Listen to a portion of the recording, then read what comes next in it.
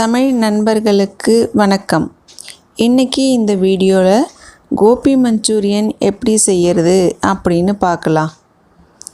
இது செய்கிறதுக்கு தேவையான பொருட்கள் இன்றைக்கி நான் ஒரு மீடியம் சைஸ் காலிஃப்ளவர் எடுத்திருக்கேன். அதை இந்த மாதிரி சின்ன சின்ன பீஸாக கட் பண்ணி எடுத்துக்கோங்க. ஒரு பெரிய வெங்காயத்தை இந்த மாதிரி பொடுசாக கட் பண்ணி எடுத்துக்கோங்க. 100 கிராம் மைதா மாவு எடுத்திருக்கேன். 3 டீஸ்பூன் கார்ன்ஃப்ளவர் மாவு எடுத்திருக்கேன்.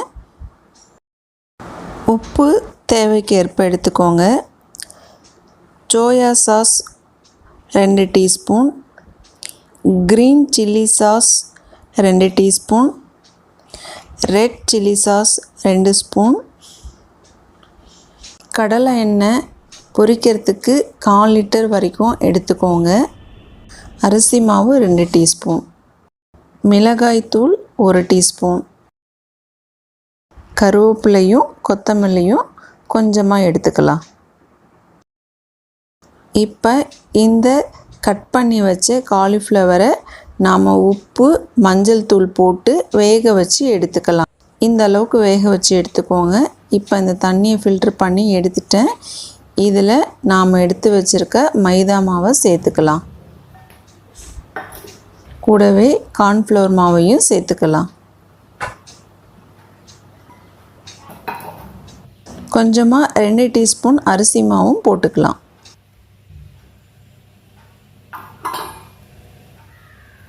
இது கூட உப்பையும் நாம் போட்டுக்கலாம்.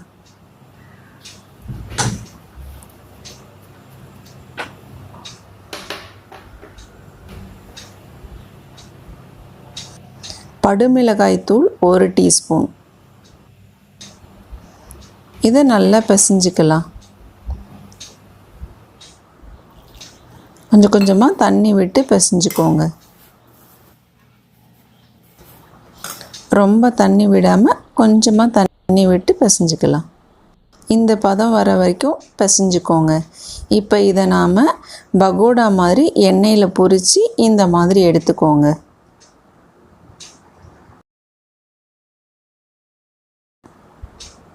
இந்த மாதிரி மொறு மொறுன்னு எடுத்துக்கோங்க. இப்போ ஒரு வாணலை நல்லா ஹீட் பண்ணிக்கலாம். இதில் 2லேருந்து 3 ஸ்பூன் வரைக்கும் கடலை எண்ணெய் விட்டுக்கலாம். எண்ணெய் நல்லா சூடானதுக்கு அப்புறம் நாம் கட் பண்ணி வச்சுருக்க வெங்காயத்தை இது கூட சேர்த்துக்கலாம். வெங்காயத்தை நல்லா வதக்கிக்கலாம்.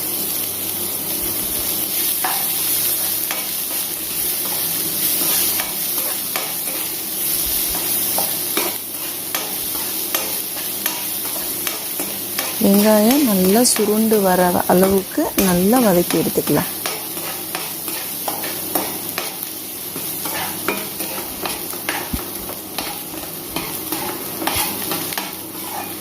இப்போ வெங்காயம் நல்லா பொன்னிறமாக இருக்குது, நல்லா சுருண்டு வந்துடுச்சு. இந்த நேரத்தில் இப்போ நாம் ரெட் சில்லி சாஸ் இது கூட சேர்த்துக்கலாம்.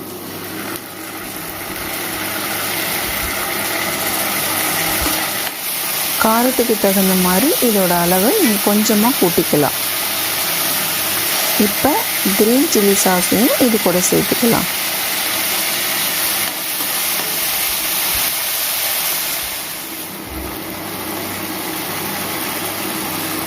இப்போ இது கூட நாம் சோயா சாஸையும் சேர்த்து நல்லா வதக்கி எடுத்துக்கலாம். இதுக்கு தேவையான அளவுக்கு கொஞ்சமாக உப்பு போட்டுக்கிட்டால் போதும். ஒரு சிட்டிகை அளவுக்கு உப்பே போதுமானது.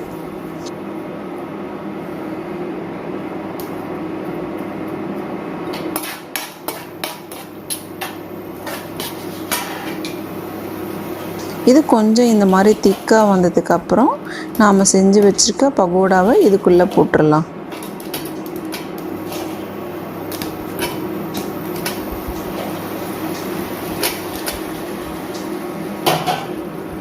இப்போ இதை இதில் நல்லா பிரட்டி எடுத்துக்கலாம்.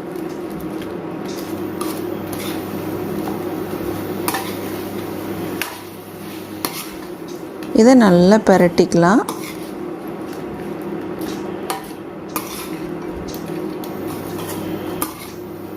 இப்போ நல்லா பரட்டியாச்சு. நம்ம எடுத்து வச்சுருக்க கருவேப்பிலை கொத்தமல்லி இது மேலே போட்டுக்கலாம்.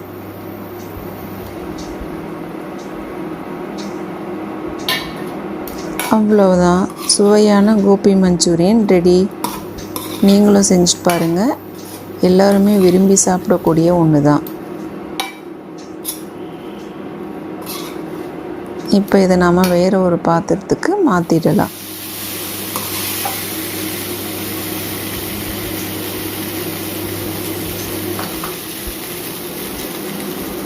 நீங்களும் செஞ்சு பாருங்கள்.